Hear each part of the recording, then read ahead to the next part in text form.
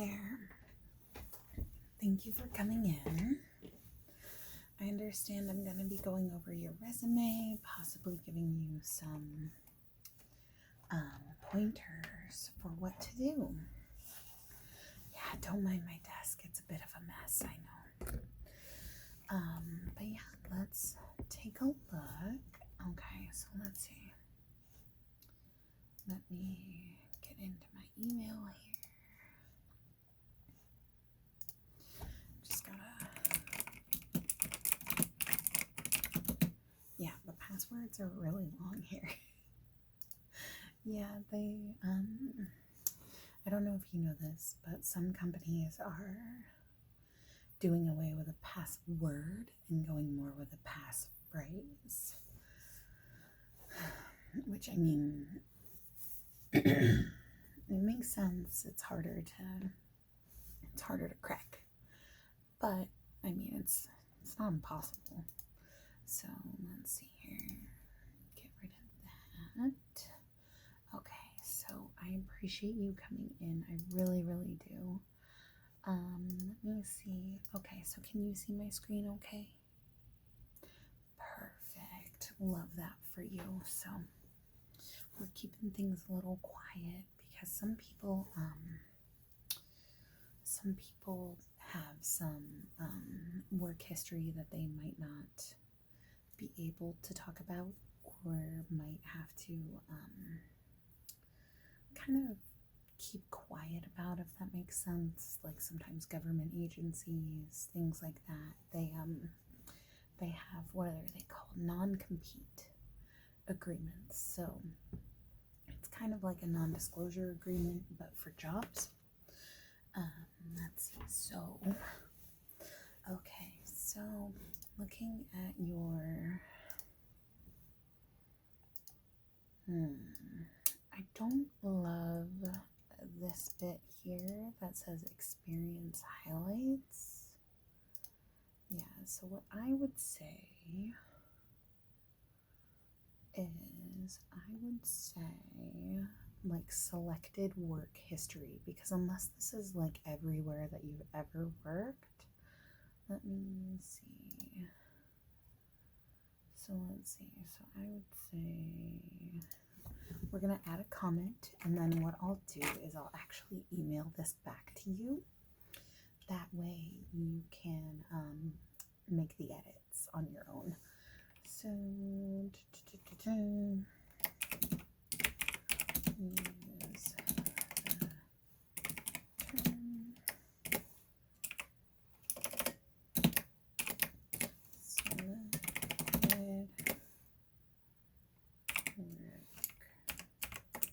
spelled selected wrong. It's impossible to type when someone's sitting with you.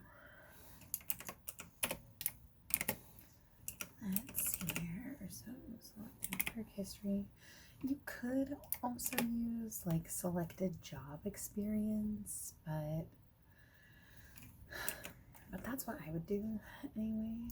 Let's see. So okay, so you've been there, okay, a little over a year. That's perfect.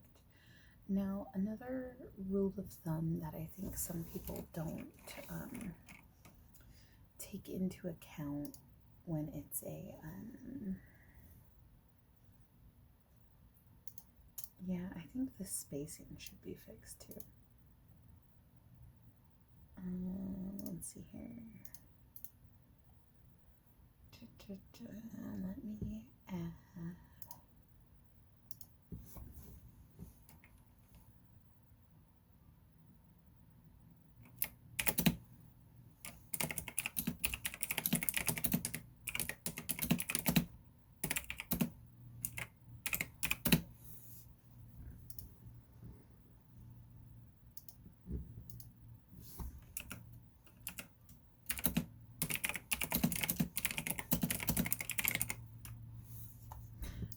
Go. So I'll add that note. So as I was saying about the no, these are, yeah, so these are pretty long paragraphs, but what you want before I keep getting sidetracked, what I would recommend is, with all of this information, I feel like it looks cleaner to have that be the bullet points. So, I mean, to me, this still feels like a lot of reading. I mean, I think any employer is really going to skip to these key accomplishments, and they are good accomplishments that you talked about, you know, your accuracy scores, and this is where you talk about like your training or any awards or like anything like that. But I would say that honestly, this information here is more valuable and should be highlighted. So if this is the like breakdown of what your job is, that's what I would recommend highlighting. But it could also be a preference thing. I mean, what I would recommend doing is, if you have like Microsoft Word or Google Docs or anything like that to where you can like start with a template, I would definitely do that. So like what you can see here is like in Microsoft Word, which we have because, you know, we're a pretty professional corporation. You can actually search for resumes and cover letters, and then what you can do is like select one that you like, both the resume and the cover letter, and kind of go from there. And so that's almost what I'd recommend. Is what you have seems a little, I don't want to say boring, because I mean, let's be real, all resumes are kind of boring, but what you have seems a little outdated almost. Like resumes can even be something like this, to where it's really colorful and it's really like not over the top, but it can be kind of bright, especially in this day and age where like nothing is printed anymore, it's all emailed away. If you're curious, for someone who does this kind of thing professionally, this is actually what mine looks like. This is just the template that I used. So I used this, and then I have like my first name, my last name, and then like my current title, and then this is the one that works for a cover letter, but you can actually use it for a resume too. Let me see if I can find the matching resume, because like sometimes you have to search. Let's see here. Yeah, there we go. Because yeah, like something like this is really eye-catching without being like over the top. And it's something that you can definitely like tailor to your strengths, tailor to your history. So anyway, let me see. So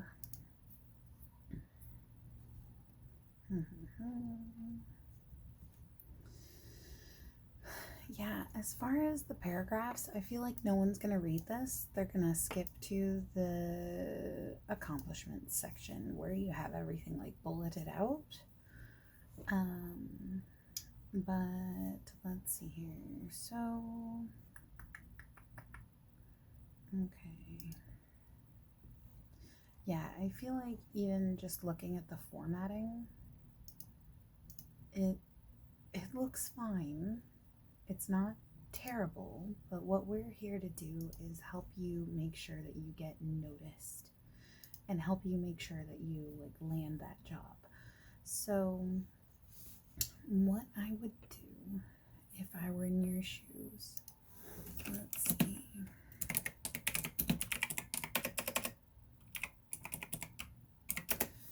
Is what I would do is start with one of these templates and then kind of just fill in the blanks. as far as your information, things like that. But let's see. So are any of these like catching your eye? Because really, I mean, we could start with like any of them and kind of go from there. It doesn't have to be this one just because it's the one that I used. It's just a really easy one to use, and it's clear and it's concise. Let's see. Because yeah, it seems like something that you may want to have as far as the clarity. Because yeah, it seems like what you have is okay, but I think we could just make it pop like that much more. Okay, so let's see. So this one's not that great. Let's see. Do you like something like a little more colorful?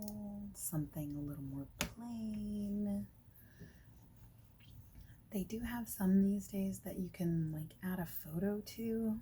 I advise against that just because you really want your work to kind of speak for itself. You shouldn't have to have like your photo. Those are good resumes to have if you're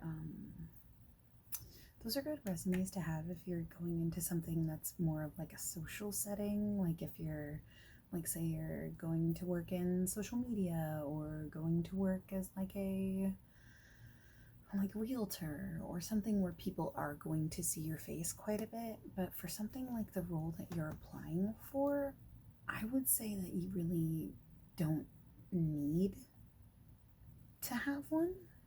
I think that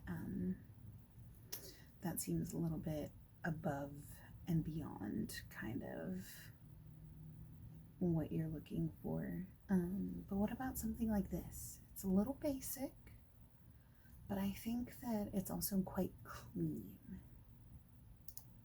You want to try it? Okay, cool. So yeah, it seems like this could be a really good fit for you. It allows for like your email address, your street address. It allows for a website. Now, some resumes ask for a website. However, I don't think you should put one in, if that makes sense. Yeah, as far as websites go, you can add a website, but like I wouldn't unless you're someone who's been like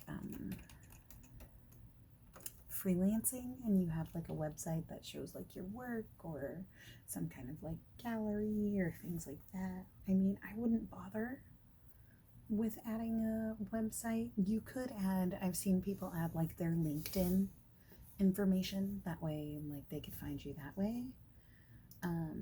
But yeah, but I wouldn't worry about it too much. Okay, so I think we should go with this one, as long as you like it. Like we can change the colors and things like that. Okay, yeah, I think this looks really good.